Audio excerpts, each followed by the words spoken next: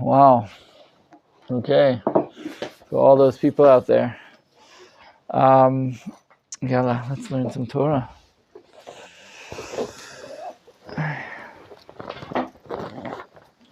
Everyone can have a good Tanakh this time, right? Okay, so we are at the end of chapter 3. Last week, I remind everyone, you were all here, right? Yes. All 3 of you were here. All. We learned a lot of geography, right? We looked at the city. We sort of gave ourselves a picture of what was built, what wasn't built, the different shitot. We saw the different walls and the she'arim, and the different people who were involved, the Tkoites and people from Yericho, the Yashiva Kohen Gadol, and others who joined in building the walls.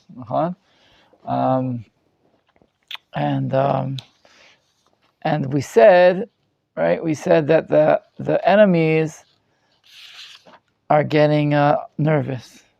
As they get more serious, they get nervous. And just to remind us, right? We've met our enemies here. The first time we met them was the very, very beginning when Nehemiah comes. Right? It's in chapter 2. If you want to follow with me, just take a look at it quickly. Get an overview. In chapter 2, verse 10. I think it's okay. No? Everything okay? Yeah. You feel? Okay, so in Nehemiah 2, verse 10, that's the first time we hear of these guys. Sanballat and Tobiah, who we heard that it's very bad for them. Vayera lahem ra'a gdola. Asher ba adam levakesh tova lifnei Yisrael. It was just, they were very upset.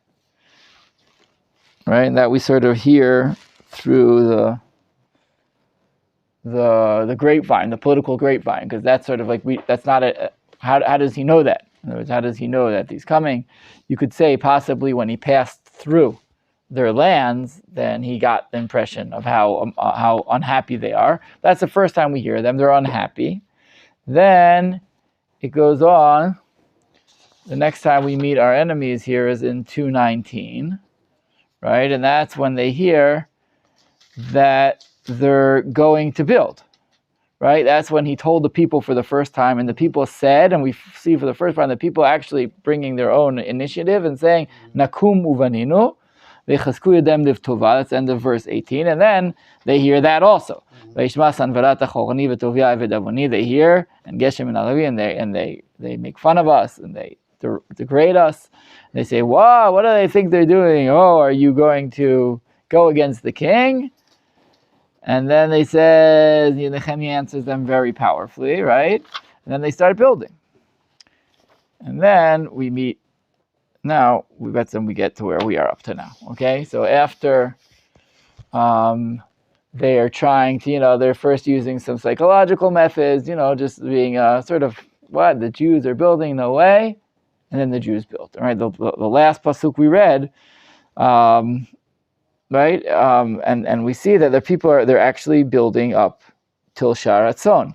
In other words, they started at Shar Hatzon, and in the first verse in the 3rd chapter is Eliashiv building Shar Hatzon, and then we go all the way around Yerushalayim. We get to verse 32. Uven aliyat pina l'Shar Hatzon ichziku atzorfim varochlim. The metal workers and the merchants are building that last stretch of wall, and suddenly there's a wall that's happening. And now we're going to meet the enemy. So all of the end of chapter 3 and all of chapter 4 are the attempts of building the wall under siege or under attack, or however you want to say. Okay, so let's take a look here. So let's read the last couple verses of chapter 3. Okay, from verse 33. Ariel, go ahead. It happened when Sanballat heard that we were building the wall, that he became enraged, and he grew extremely angry, and he ridiculed the Jews. He spoke before his compatriots and the populace of Samaria and said, "What are these Jewish weaklings doing? Will they reinforce the wall? Will they bring offerings? Can they finish in a day? Can they restore the stones out of the mounds of dirt when they have been charred?" Tobiah the Ammonite was next to him, and he said, "Even that which they build, if even a fox were to go up, he would breach their stone wall. Hear, O God, that we are an object of scorn. Return their humiliation upon their own heads. Make them despoiled in a land of captivity. Do not cover up their sins, nor let their transgressions be eradicated before you, for they have reviled the builders. Yet we built the wall. When the entire wall was joined halfway, the people were heartened to accomplish." Okay. We'll go on in a minute. So let's just take a look. So it's interesting. So it's fascinating for me when you guys read the English, because the Hebrew is much more complex than the English. In other words, to read that verse 24, what exactly are they doing? There are at least 3 different shitot to explain what exactly he said. And I think there are some important things to learn. That's what we have in our page here. You guys have, okay.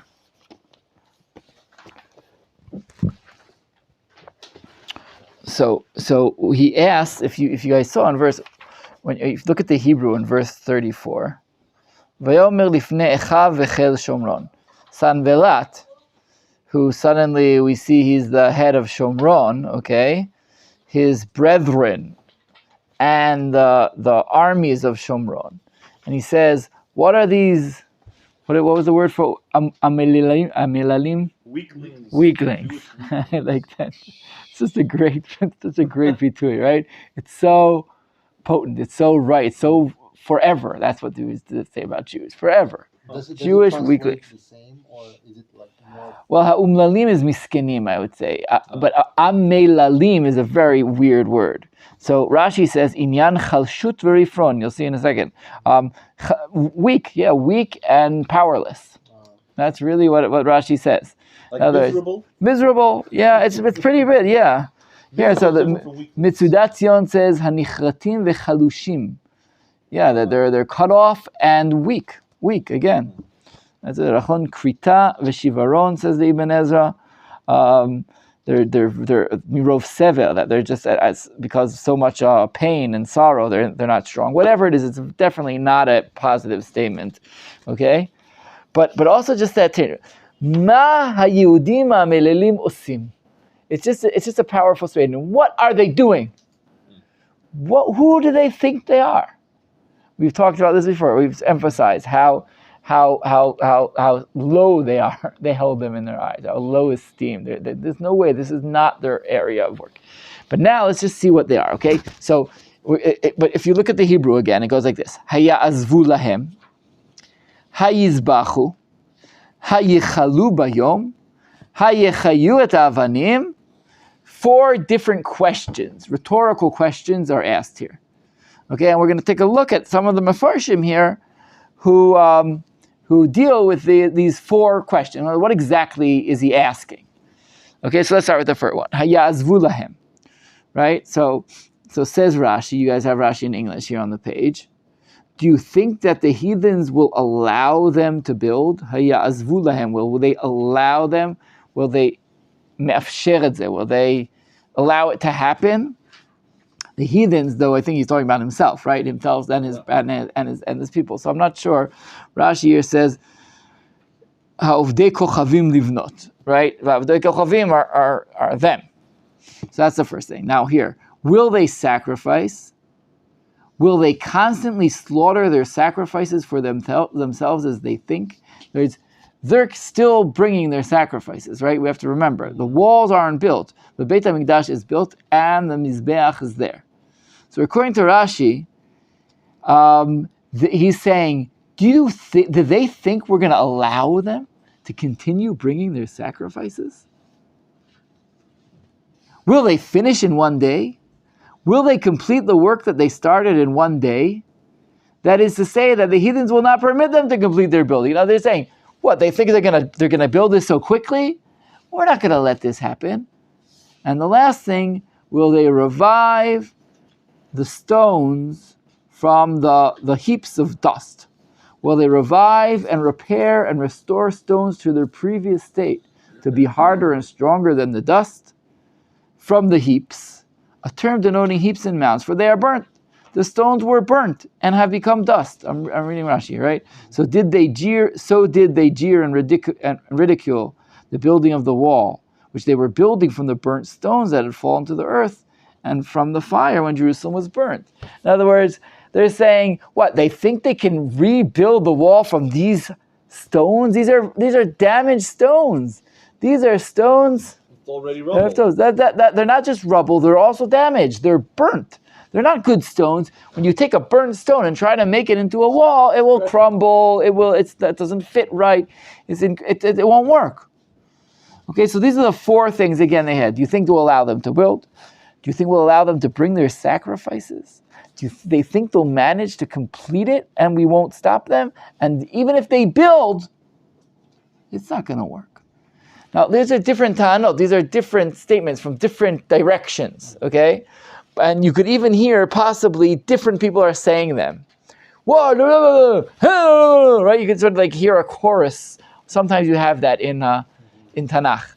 You say like again, da da da da da da da da da. So it could be one person saying all four things, but you also, when you hear that there's a guy together with other people, then I think the Tanakh is trying. This is how the Tanakh like, gives you a rabble, a bunch of people together talking. Tadan, tadan, tadan, tadan. Right? You have like these different things. There's other places. Avimelech is talking with Mechael, and he says it, and he says, and he says, and he says. In other words, when a pasuk goes on asking rhetorical questions or saying things again and again, it may be that the voices are coming from different directions. Okay. But that was Rashi's. That's Rashi's statement. Let's take a look more at some of the others. Okay. So we have the Ibn Ezra here is afterwards. Okay. So he has a different take on when they say hayizbichu. Will they sacrifice? So according to Rashi, we said sacrifices. They think they're going to continue bringing these sacrifices. We're going to stop them. The Ibn Ezra says no. Do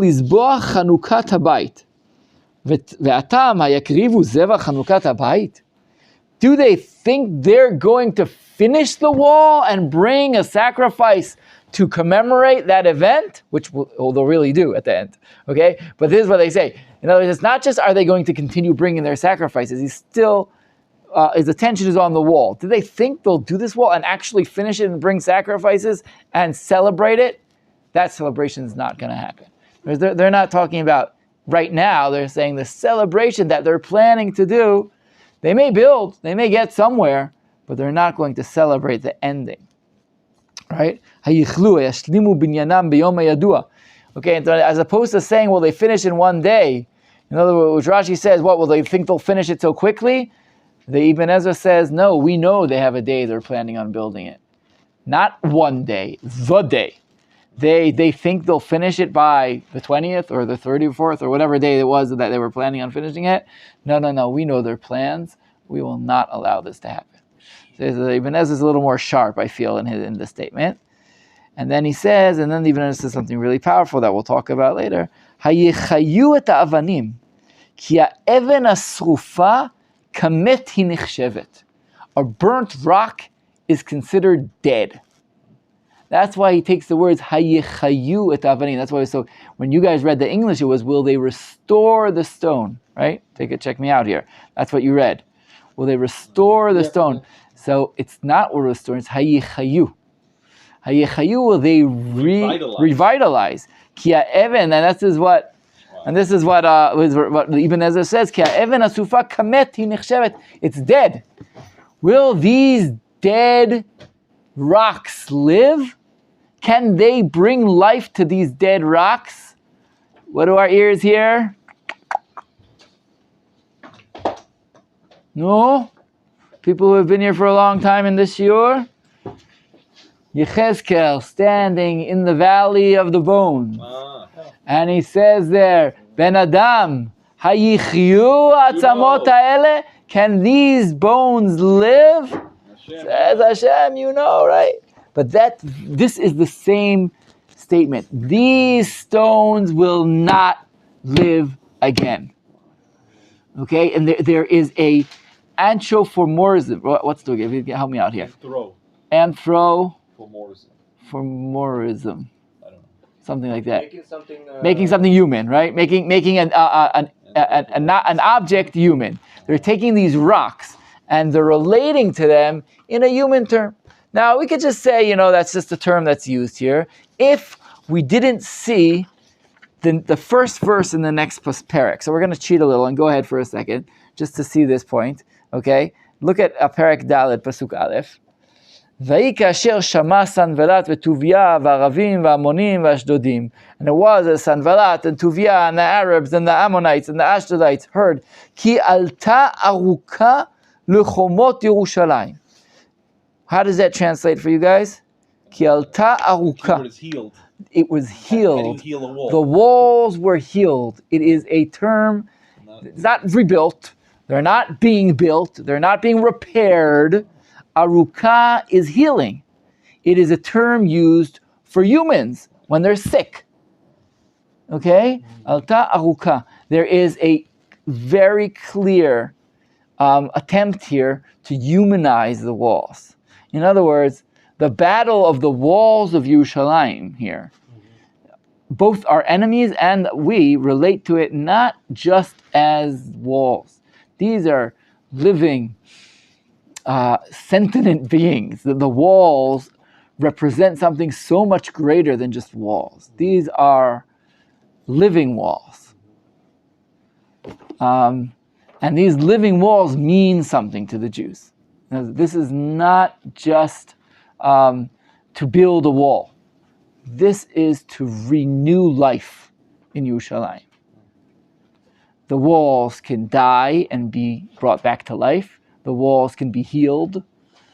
These walls, it's clear to our enemies and to us that the heart of Yerushalayim, the living heart of Yerushalayim, is connected directly to these walls. Okay, it's just a powerful idea of understanding the yearning that we say so often for Tzion, right? In all our tefillot, we always say the ear, the Yerushalayim, Yerushalayim, Yerushalayim, my heart, my soul yearns for Yerushalayim. It's a wall, it's a city. מה קרה? בסדר, okay, it's all right. What are we so waxing emotional for Yerushalayim? Because there's something about Yerushalayim which is more than the Mikdash. It's fascinating. It's not just the Mikdash. It is the city itself. Mm-hmm. When Chazal say 10 midot of yofi, right? 10 measures of beauty came down to the world. 9 took the whole world, 1 the whole world, and 9 went to Yerushalayim.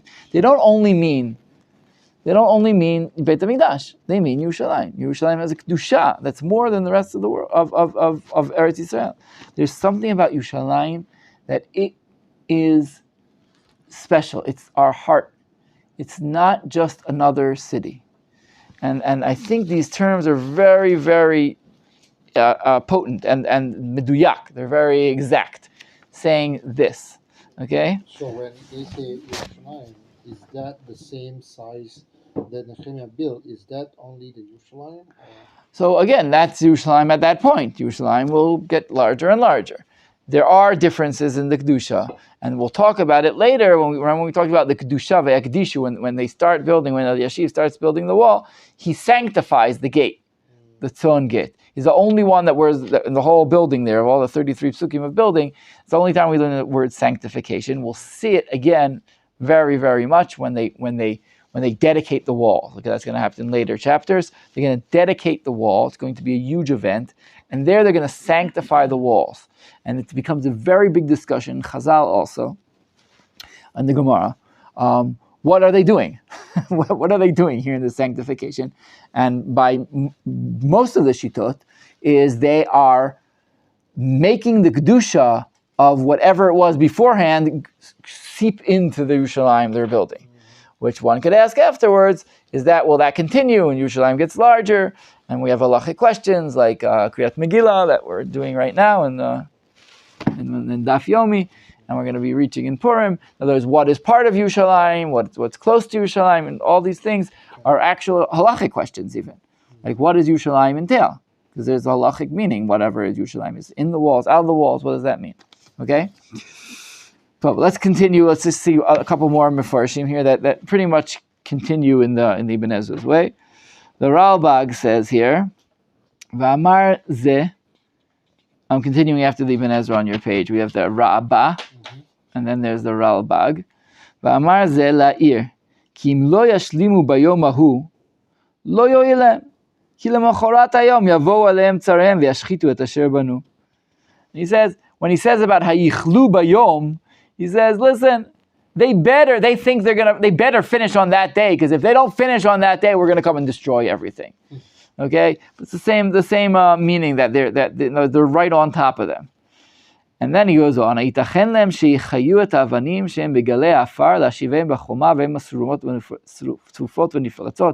they could put the rocks that are burnt in the dust back in. And he says, "Va'amar leshon chayim ba'avanim." He says the word life when he relates to stones. Okay, again, the Ralbag also picks this up. That why is it dichiu? Lefi she'asreifat chaleh lachutam hativ'i asher hayta bo havayatam v'amidatam. And he says when a rock is burned, it like sucks out its life. It sucks out its moisture that holds the rock together. V'zetid me'asreifa b'em lemavet. And therefore, the burning of the rock is like death to the rock. It takes out the essence of the rock when it pulls out the liquid, the moisture. So,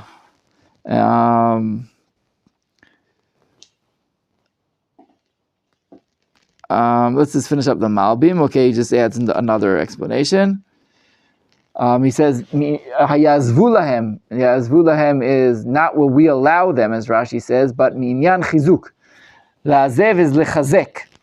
It's like azov ta'azov imo. When the Torah talks about someone who see his camel or a donkey faltering and the load's moving, you have to go help him, strengthen him. So that's what he says. As it says, azov ta'azov imo, that's what it says in the pasuk. That's what he says here, hayazvu lahem. Will they manage to strengthen the walls? Hayizbechu hayichlu hayom. And then he asked, V'chi yizbechu zvachim shebischut hazvachim yaseh lahem nes lechalot hamlacha b'yom echad, saying, will we allow them to bring their sacrifices because that's what's keeping them going? In other words, the Malbim says an interesting statement. B'schut hazvachim yaseh lahem nes lechalot hamlacha b'yom echad. They think they're going to bring these sacrifices, and in the merit of the sacrifices, they'll be able to build the wall in one day. Do they think? Are they so delusional, these Jews, that they think they'll have a divine power that will help them build? And in this sense, the Malbim is touching on something that Nehemiah is standing there. Nehemiah is saying, we are doing this for God's help. He's about to turn to Hashem in a second, okay? But his view is that this is not right. He says, I did what my God put in my heart.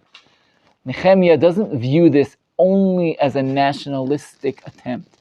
This is divine. This is God's will that is happening now. And the people, and Sanvelat, who's saying these words, he is attacking that concept. He says, did they think that they're going to have miraculous help here? Do they think that they're bringing their sacrifices will bring their God to bring them? Sacrifices are, we all do these sacrifices. This is the common Avodah Zarah thing. A little bit sad, you'll bring your sacrifices. That's not going to really change reality. Come on, we know how reality really works. We have to appease the gods, give them what they need. But are they really involved in what's happening here? It's and Nehemiah, talking about the living stones and the living God, doesn't agree with this outlook. Okay, Tov. Now let's go on to the next line, because the next line really brings us into a direct pasuk that's brought in a mashal that you guys know, and Rabbi Akiva. And let's take a look here. Okay, in verse 35, Tuvia Amoni Itzlo. At that time that Sanballat was talking to the people around him, Tuvia Amoni, who we've mentioned in the past as being the leader of that area, apparently in Jordan, he says, Gam asher em bonim. Also what they build. If a fox climbs through, he'll knock down the rocks. So us Jews, when we hear foxes, we go ding. Foxes mean something to us. What do foxes mean? Because Yirmiyahu in Eicha brings foxes. Let's take a look at the pasuk if you guys see here in Eicha 5:18. For Mount Zion, which has become desolate, foxes prowl over it. All right. And look at Rav Sadia Gaon right under this. In the second thing he says here, it says, Davar acher in yale shu'al. Lama izkir shu'al. He says, why did Tuvia say a shu'al, a fox? He could have said a dog, he could have said a donkey, he could have said anything. Why does it bring a shu'al? Al shum kinat Yirmiyahu. He connects them straight out. Rav Sadia Gaon says, listen, why did he say a shu'al? Because of this pasuk we just read, kinat, the lamentation of Yirmiyahu, which is Eicha, Lamentations, right? Al har Tzion sheshamem shu'alim al chubo. Tuvia isn't just saying, Tuvia is saying it was destroyed. Eicha, right? Eicha is the harsh, the despairing song of Yirmiyahu, sung as the Khurban is happening right before his eyes. Tuvia says, you're not going back. A fox, right? Like it's sort of like a fox is like as Rav Sadia Gaon says here, it's like nailed into our minds, right? Foxes are the Khurban. Foxes are the destruction of Beit HaMikdash. If you need anything that will symbolize the Khurban, any animal that will symbolize the Khurban, it's a fox. From Yirmiyahu's time, this is 70 years, or whatever, this is already much more than 70 years, there's 100 years almost after that. Say the people, oh, fox? Tuvia didn't just stop say fox, he says it's still destroyed. There are still foxes here. A fox will knock it down. Okay? Is that to say that he was aware? Yes. Oh, that's what he says. That he said it because Lama hiskir shu'al. Why did he say a shu'al? Because he knew the pasuk. What it meant to the Jews. Yes, he knew what it meant. He knew what it symbolizes for them. As he said. Yes, and it also makes them despair. In other words, I'm going to bring out your worst nightmare here in a sense. I'm going to mention what really was the symbol of the destruction. But now we're going to go to one of the most famous Gemaras about foxes and Rabbi Akiva and rebuilding the city, which is Be'etzem comes in Beit Sheni. Okay? And let me just remind you guys, Rabbi Akiva lived pretty much he was born right after the Khurban, or maybe even before, right around Khurban Beit Sheni, the destruction of the second temple. Huge trauma, of course, for the Jews. And Rabbi Akiva at some point trying to rebuild it, right? Bar Kochva, 135, 36 for the Sfirah. And we have this amazing story of Rabbi Akiva arriving with the Chachamim and going by Harabait. So let's take a look. Okay, at the bottom of your page, Makot 24b. On another occasion, now this is from Sefaria, so they translate the Gemara. Okay, they explain it also, so he gets a better. On another occasion, they, which is a bunch of Chachamim and Rabbi Akiva, were ascending to Jerusalem after the destruction of the temple. When they arrived at Mount Scopus being Har Tzofim, right? That means they're coming from the north, and saw the site of the temple, which is destroyed. They rent their garments in mourning, in keeping with the halachic practice. When they arrived at the Temple Mount, they saw a fox. Here's our friend, the fox. Emerge from the site of the Holy of Holies. They began weeping. and Rabbi Akiva was laughing. They said to him, "For what reason are you laughing?" Rabbi Akiva said to them, "For what reason are you weeping?" They said to him, "This is the place concerning which it is written, and the non-priest who approaches shall die, and now foxes walk in it. Shall we not weep? Kodesh HaKodeshim, the holiest place in the world. Anyone who approaches it dies, and now there are foxes there? How can we not weep?" Rabbi Akiva said, "And that's why I am laughing. As it is written, and I will take to me faithful witnesses to attest, Uriah the priest and Zechariah the son of Jeberechia," whatever that means. Okay. Now, what's the connection between Uriah and Zechariah? So Rabbi Akiva does a drasha here. Okay, and he does this drasha on this verse in Yeshayahu. Okay, that he takes an edim, he takes witnesses, Uriah and Zechariah. He says, what's the connection between Uriah and Zechariah? Uriah prophesied in the first temple. Zechariah prophesied during the second temple. Right? We met Zechariah, and he was among those who returned from Zion from Babylon. So what's going on here with this verse? What's the faithful witness, both Uriah and Zechariah?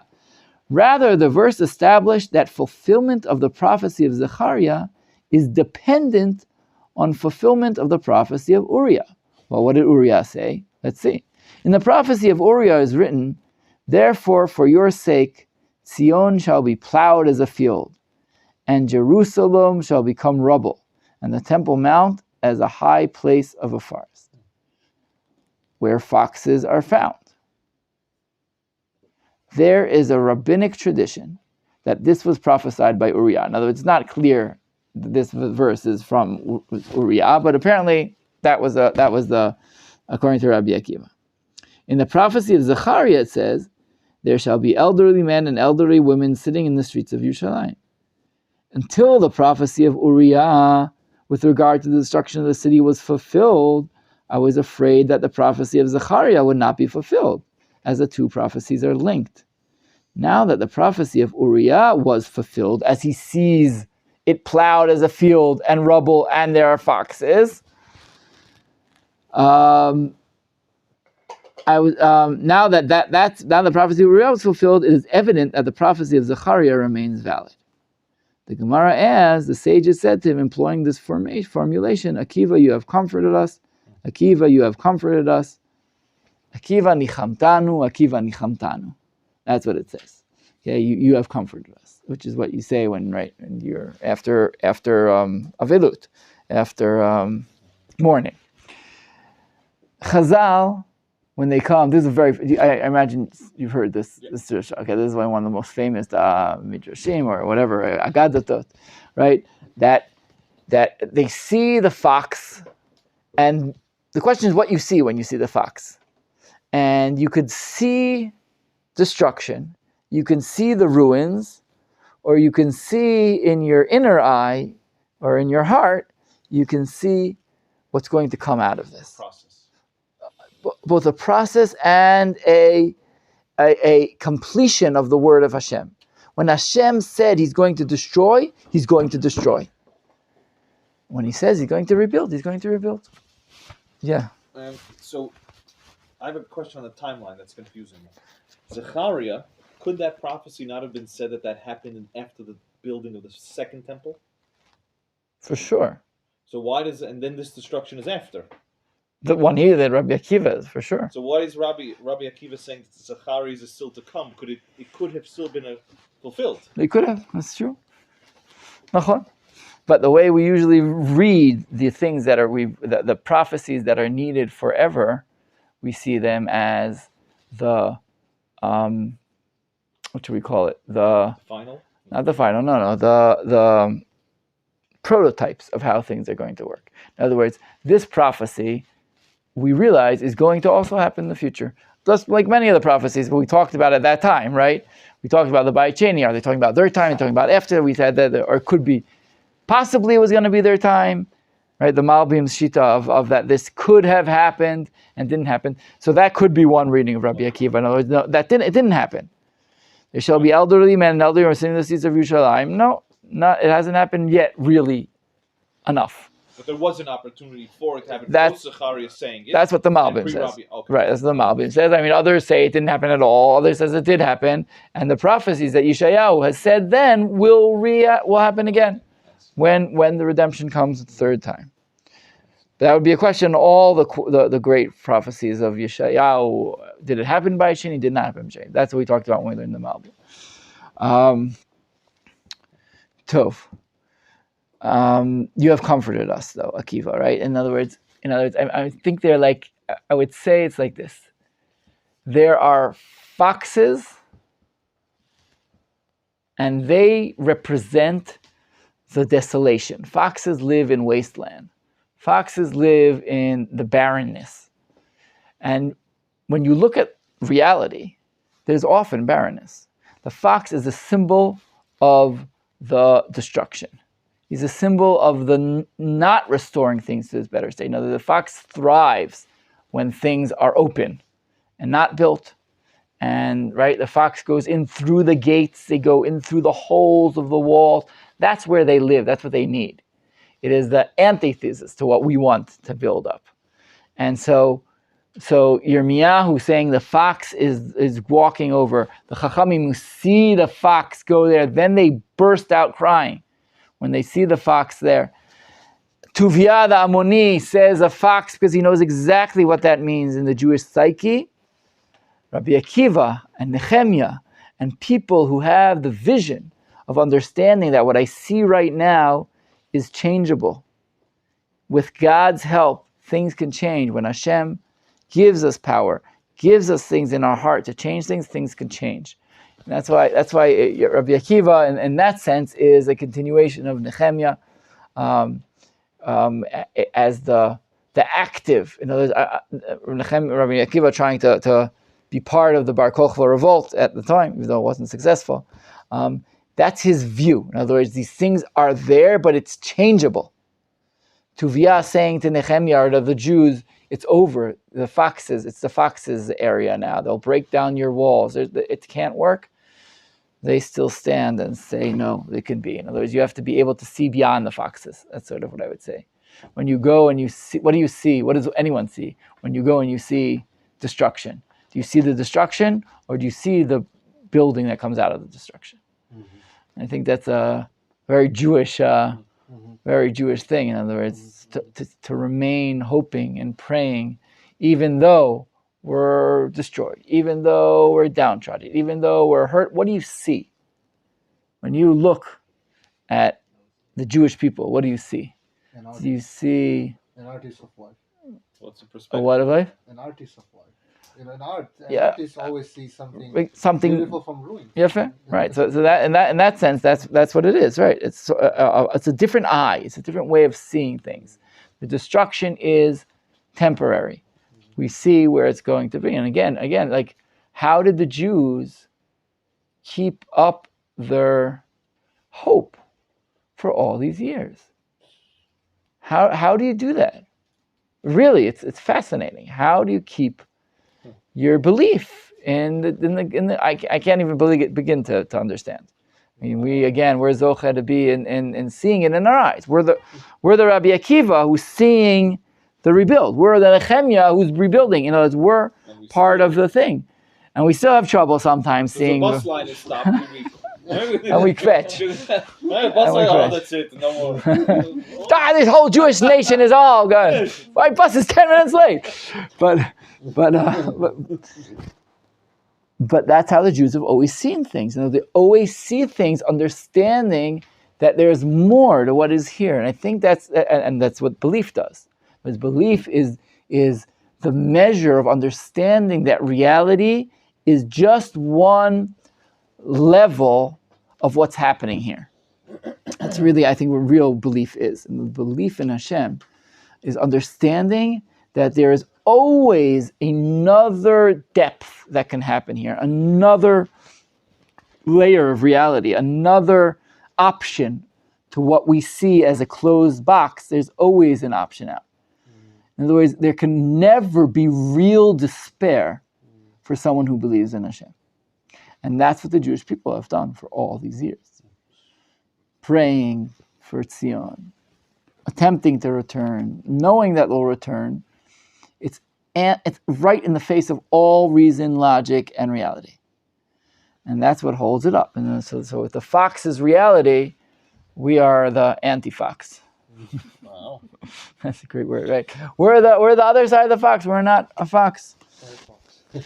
Oh, there we go. There are firefoxes here with the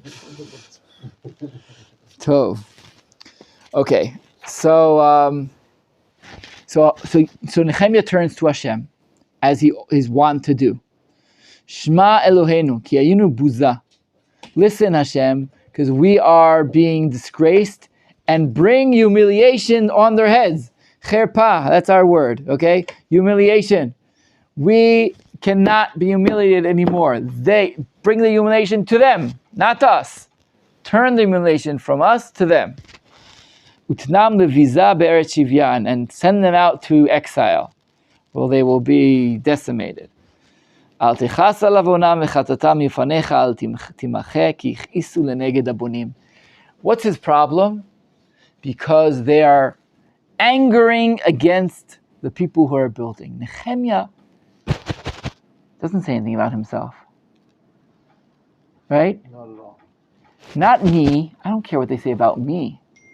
But they're trying to undermine the builders. Habunim. Who are Habunim? These are the people now. There are people building. We cannot, Hashem, don't allow their words, fight their fight. Don't allow them to lose it, Hashem.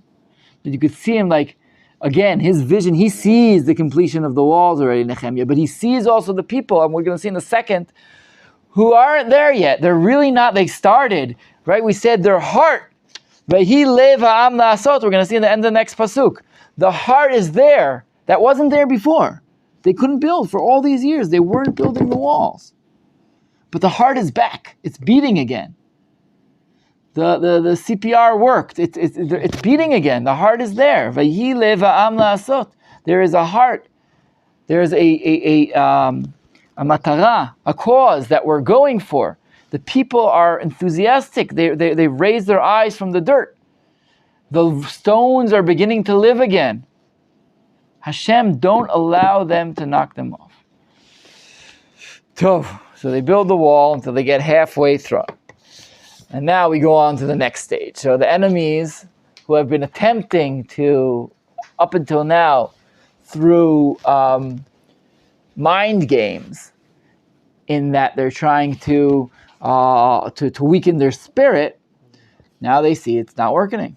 Because the wall has gotten strengthened to the half. So let's go on to chapter 4. Okay, and let's read chapter 4. And we'll just read the first 5 verses. Oh, the first 6 verses, maybe. Okay, even though the 6th verse, I don't have enough. I have another page, but let's go at least let's read the first 6, okay? Who wants to read? I'm happy. Go ahead. It happened when Sanballat and Tobiah and the Arabs and the Ammonites and the Ashdodites heard that the walls of Jerusalem were being healed, that the breaches had begun to be sealed. They grew extremely angry. So they all banded together to come and do battle in Jerusalem, and to bring ruin upon it. So we prayed to our God, and we set up a guard over the workers by day and by night against them. Then the men of Yehudah said, "The strength of the bearer is failing, and the earth is abundant. We are not able to build the wall." And our enemies said, "They will not know of us, nor see us before we come among them and kill them, and we halt the work." But then, when Jews who lived near them came and told us 10 times, "From all the places to which you return, they will come against us." Okay, let's just stop there. The chapter, the verse 6 that you just read is a very difficult verse. We'll take a look at it probably next week. Okay, but let's first see. Okay, so first of all, as now they hear that it's really working, right? The walls are being healed, as we said, not repaired, only they're healed. the breaches are being sealed, they get very angry. And then they decide that they're going to attack. I just know it's always like this. Okay, I'm going to stop for a second in spiritual terms. Chassidut talks about this all the time. Kabbalah. When the good starts coming up, the bad gets stronger too. Zeh l'umat zeh, asa Elohim. When there is a large spirit, there is a large spirit of evil that counters it. And you can always assume it. And in spiritual work, you always know that then when there's a push, it's going to be harder. In other words, the evil in the world, when it sees the Kedusha strengthening, it will launch an attack. You will always have places where there's more Kedusha, there will be more, it will be more difficult. It's always the way it works. And you really see this here. As things get better and better, the attempts get stronger and stronger to stop them. So what are they going to do now? Now they're going to fight. Okay? Up until now, it was all in the newspapers. It was all in the news. It was all broadcast on the radio.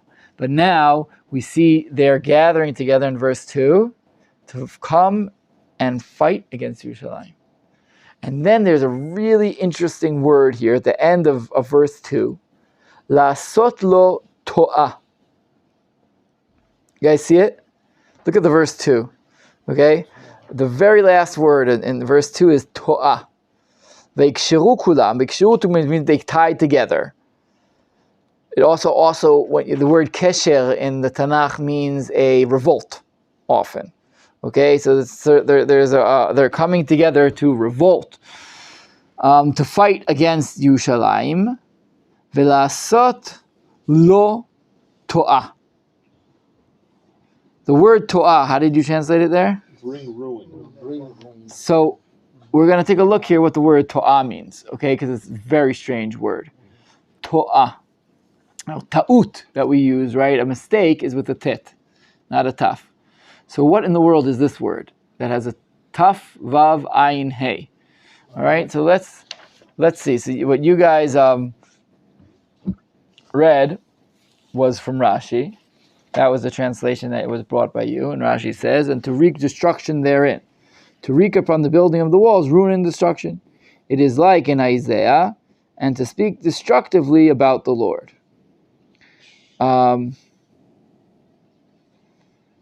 Wow. One second. I want to see.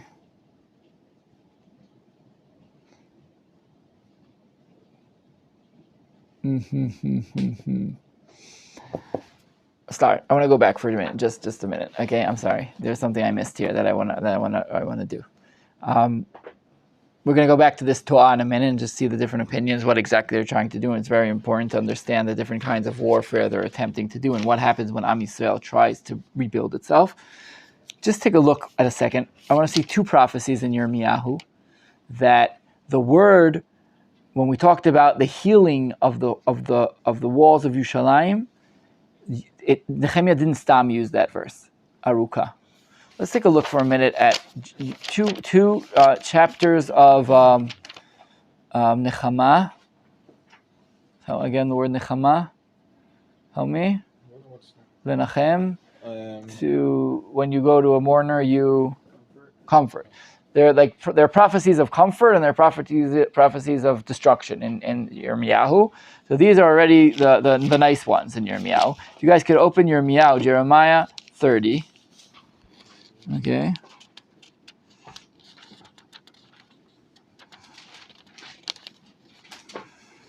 Which word are we going back to?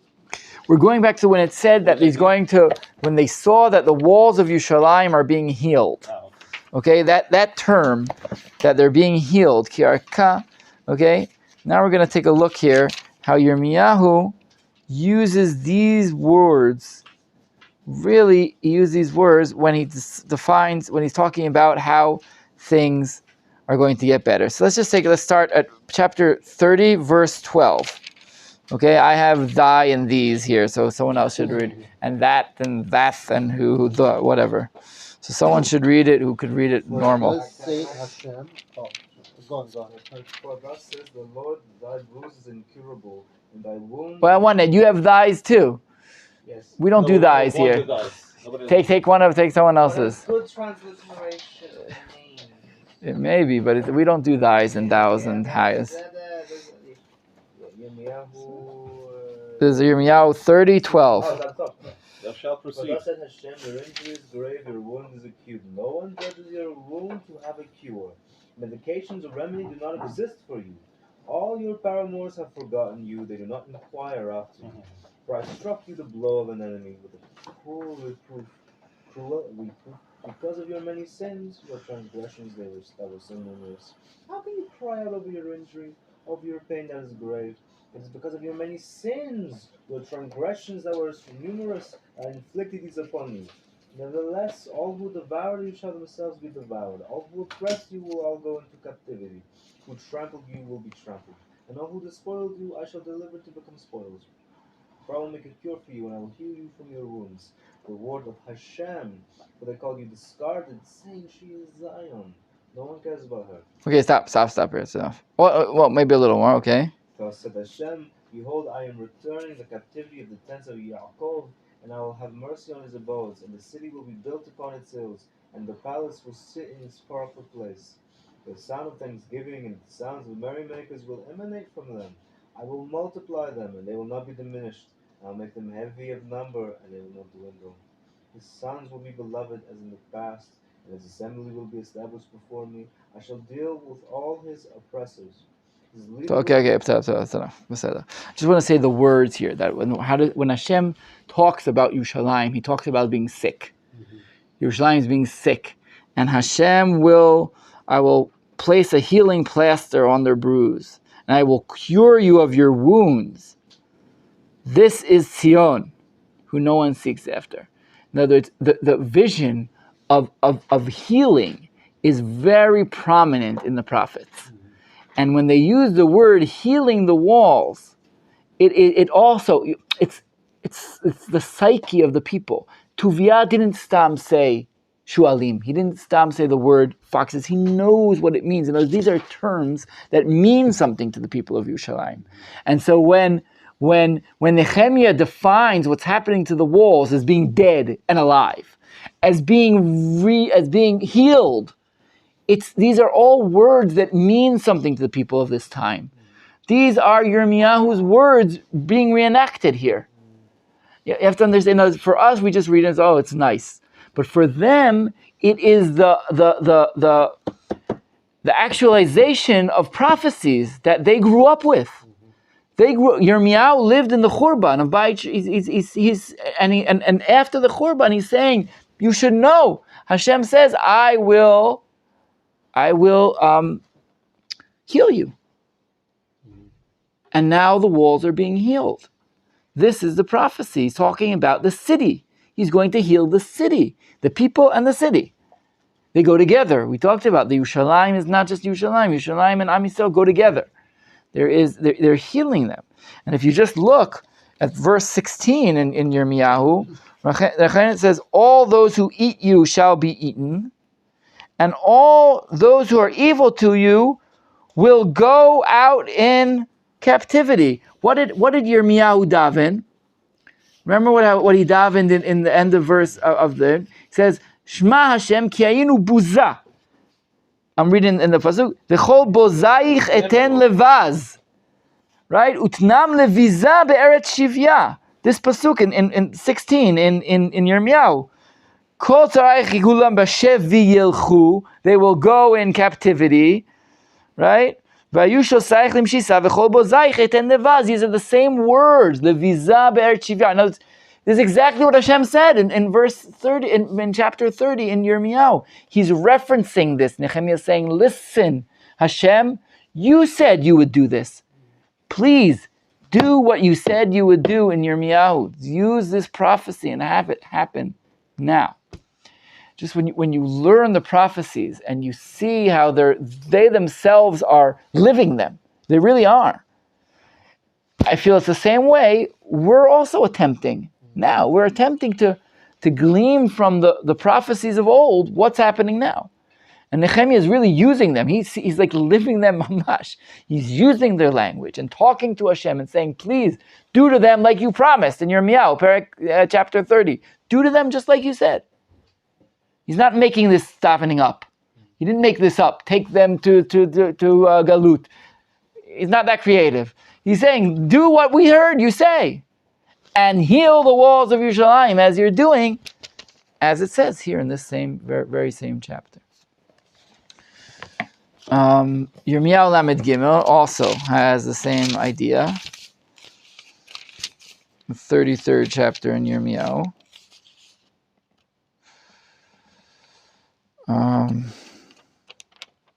Just look, maybe we'll see. Look at verse 6. Who's going to learn verse 6 in 33? 33 verse 6. Yeah, it's just the same terminology. Okay. Behold, I'm bringing it a remedy and a cure, and I shall heal them, and I shall reveal to them an abundance of peace and truth. Just stop there. Again, the same idea of the healing of the people. These are the things that we hear, and if you see, if you want to see, in verse 10, a pasuk that you guys know, 10 and 11. I'm going to read that. Thus said Hashem, there will again be heard in this place, about which you say, it is destroyed without man and without animal. In the cities of Judah and in the streets of Jerusalem they are desolate, without man and without inhabitant, and without animal.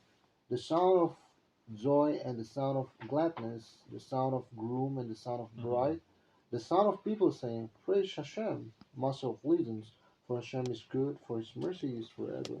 Bringing thanksgiving offerings to the temple of Hashem, for I will return the captivity of the land as at first, said Hashem.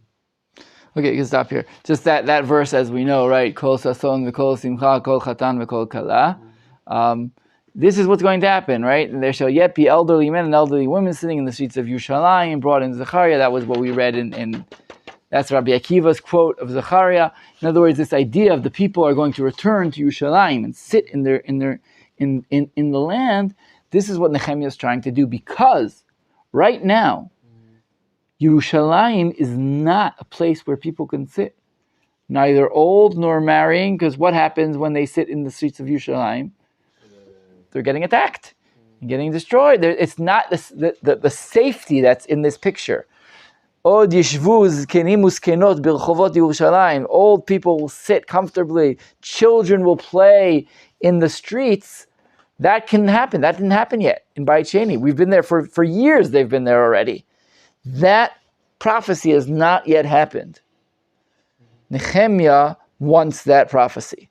He is attempting to bring about the wondrous prophecies of Yirmiyahu. Yeah. When it says about healing Jerusalem, can it also mean, I was just imagining stuff, maybe it's wrong, why Beit HaMikdash was destroyed first of all, and why we have to leave Eretz Israel, Jerusalem, why it has to be in ruins. It's not because we are not, the Tanakh is not talking about the physical form of destruction, but rather the sickness that Am Yisrael has.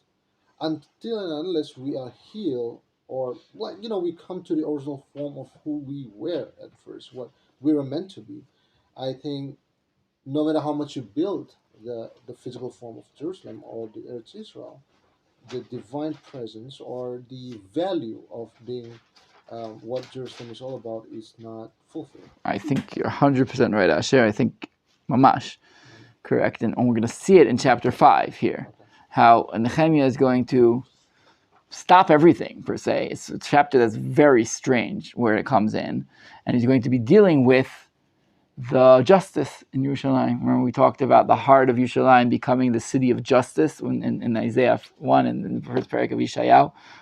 Talking about that being really what we're trying to be. In other words, we're trying to be a light into the nations, being people who every way is just, right? We talk about Hashem, that all His ways are just. There's no avil.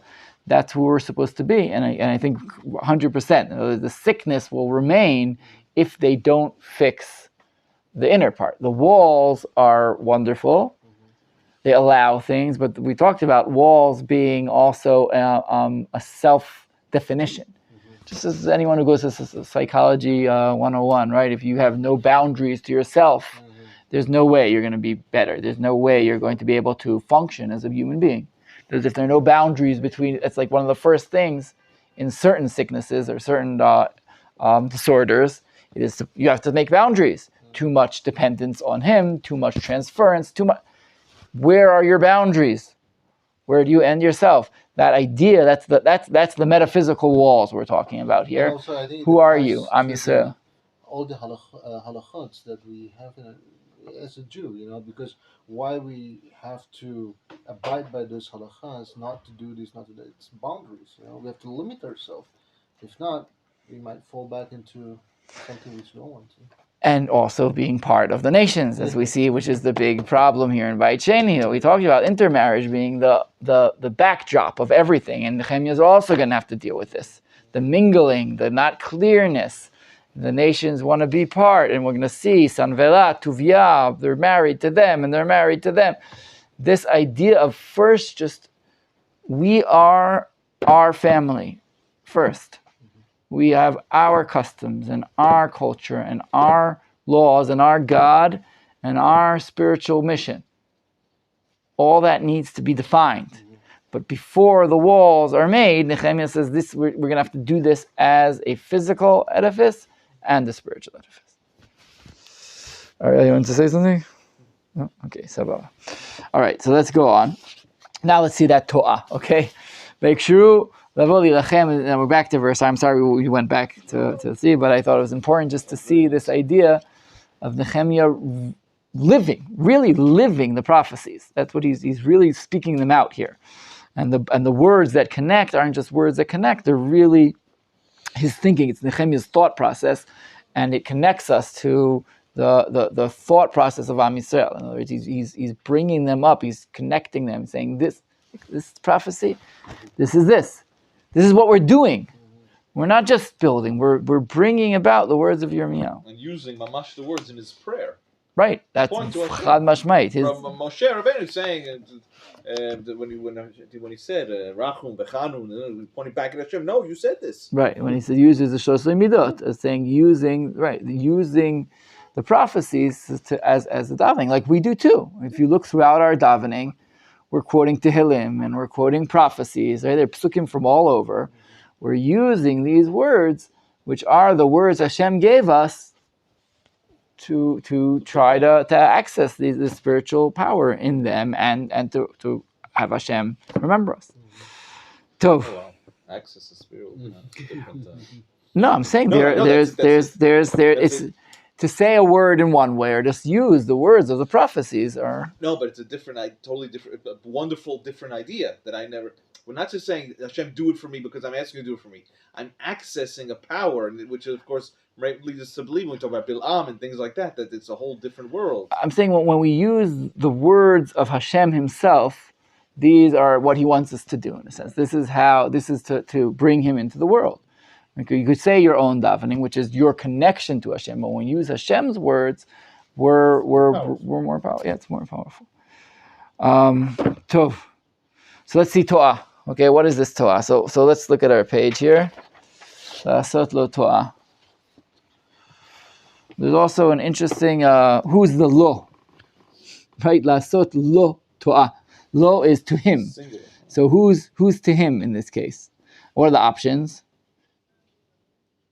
Lo could be Yerushalayim, the people of Yerushalayim. That's what it seems, right? Mm. They all got together to fight against Yerushalayim and to do to him a To'ah. To him, to La. Yerushalayim is a La, is a female, right? So La would fit better. Lahem maybe to Toshvei Yerushalayim. Lahem would be to the citizens of Yerushalayim. Who else would be Lo? The worker, the individual. Right, unless it's Nehemiah. So it's lo to'ah.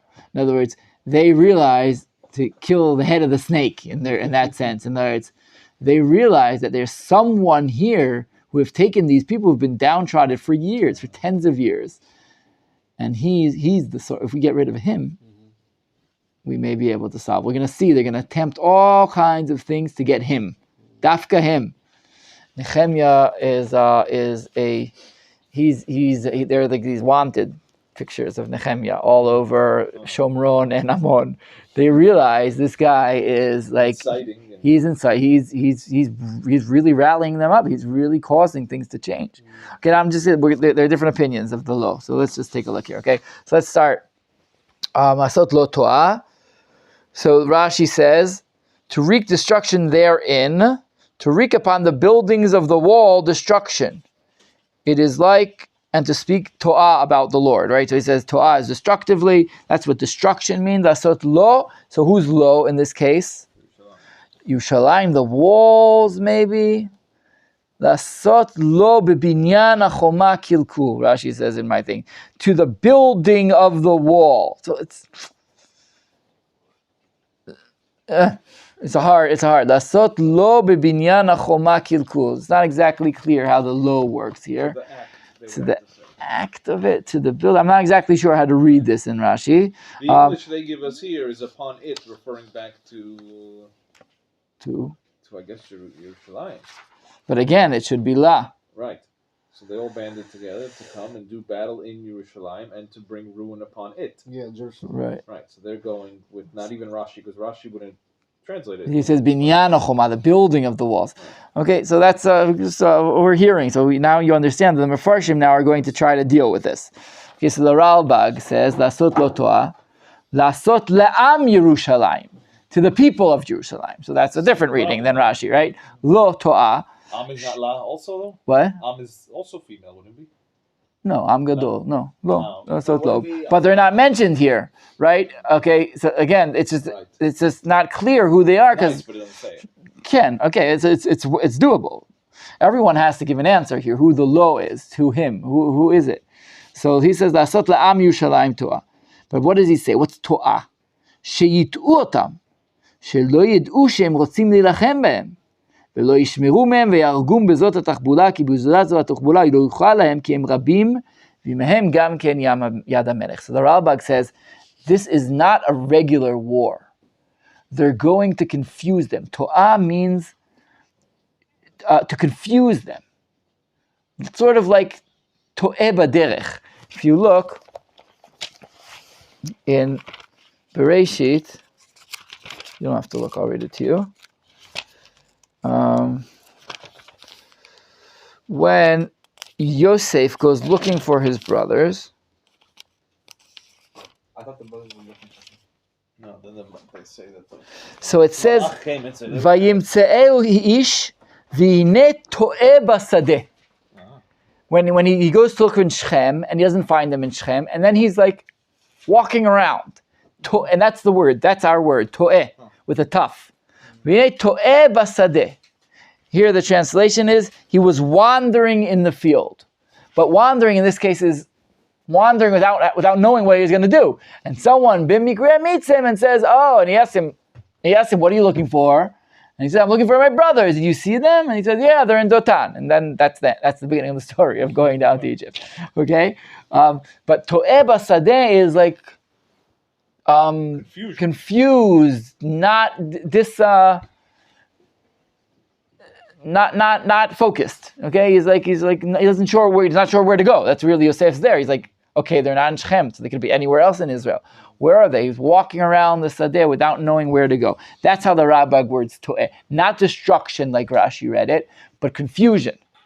And they say they're going to use confusion here that they won't know that they want to fight against them, and therefore they won't be ready, and they'll kill them. And then he adds, because if they wouldn't do it using subterfuge.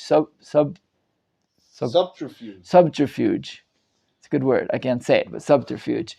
To use like this and being sneaky way of going in. He says they couldn't beat them because they're a lot. Now this is the Ralbag says. They're using this sneaky attempt because they knew they couldn't beat them straight out in war. We're going to see. I'm not sure this works out with the Rabbi. I don't think this is correct. But he says they're not going to tie that. But then he adds something. V'mahem gan ken yad hamelech. But with them, they also have the king's hand. And this is a very good point. In other words, they know that Nehemiah has the king's permit. To go and attack them is an attack against the king. That is something that always has to be in the background. In other words, this is politics in a backwater, but there is the king in the background. There is the emperor in the background. And we know that he strengthens Nehemiah, that he's with Nehemiah. They have to go around very carefully what they're doing, even though they may be more powerful, more settled, more know the lay of the land, more have been there longer. What they can do and what they can't do is mugbal. So the Rabbak says two things. First of all, he says they couldn't attack them because they're not strong enough, but also they can't attack them because they know it would be going against the king. So they have to use this sneakiness. They have to use other methods. And what they're going to do is they're going to confuse them, and they won't know, and then they'll attack them in a way that they won't be ready. That's what he says. That's asot lo to'ah. So the Rabbah says asot lo to'ah leNehemiah. And here's that option, right? So who's the lo? The Ibn Ezra says, who's lo? Like we asked, who's lo? What does that mean in this pasuk? So he offers, maybe it's Nehemiah. Or le'am Yerushalayim, as the Ralbag said. It's either to Nehemiah or to the people of Yerushalayim. Uperush to'ah, just like the Ralbag goes through, right? Uperush to'ah. What does the word to'ah mean? The definition of to'ah. Ki ha'omed betzorah keto'eh she'eno yodea ma ya'aseh. Someone who is in danger stands there paralyzed and doesn't know what to do. So he takes the Ralbag a step further. In other words, the Ralbag says it's someone who's confused. They're going to confuse them. Here he says they're paralyzed. It's someone who's so scared, they'll be paralyzed and won't know what to do. That's how he defines what they're trying to do. Okay? The Mitzudat David, though, says a great sentence. He's the next one. V'lasot lo to'ah, לעשות לישראל בלבול המחשבה. להיות טועה בדעתו, לבל ידע מה לעשות. So I'm going to do a little drasha on the Mitzudat David.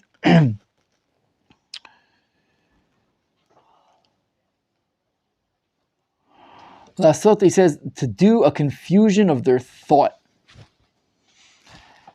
Liot to'eh b'da'ato leval yeda ma lasot. And here is what enemies do often. And this is if you want but this is worse than psychological warfare. This is using to try to affect their thoughts and their beliefs. I'm going to go on and say more. And say, you know what, maybe we're not doing what we should be doing. They're going to try to really reform or change the form of their thoughts. That's what he says here. Bilbul machshava, to make their thinking wrong or confused. So we could say it on the one level of the war, and they won't know how to fight, sort of like the Ralbag said, but I think maybe the Mitzudat David is saying something that seems to happen very often when we attempt something great as Am Yisrael. And that is the people around us, and the people try to start confusing us and say, maybe you shouldn't be doing this. Maybe you're wrong. Maybe it's not your land. Maybe once, this is what we talked about, the power of the Sitra Achra, the power of the other side. It doesn't just attack our attempts at building, it attacks our belief in ourselves and in our ideas. And is it okay that we're in Judah and Samaria now? Something that was clear, crystal clear, not long ago, has become very confused. Are we allowed to be here, Bichlal, in Eretz Yisrael? But what zchut are we here and taking away land from other people? The Rav said last year, are we the cause of the trouble? Are we the ones who caused it? Yeah, can. Are we the chosen people? What makes us different than anyone else? Who says? We keep the Torah. I'm raising up, connecting, of course, between periods here, of what happens at these times when things are becoming successful. Suddenly there's a bilbul machshava, as the Mitzudat David says. There is suddenly things start being unclear. And maybe what we thought is so clear and so just isn't as just as we thought. It seems to be these things happen. When we are very successful, suddenly our enemies manage to make us rethink what we're doing.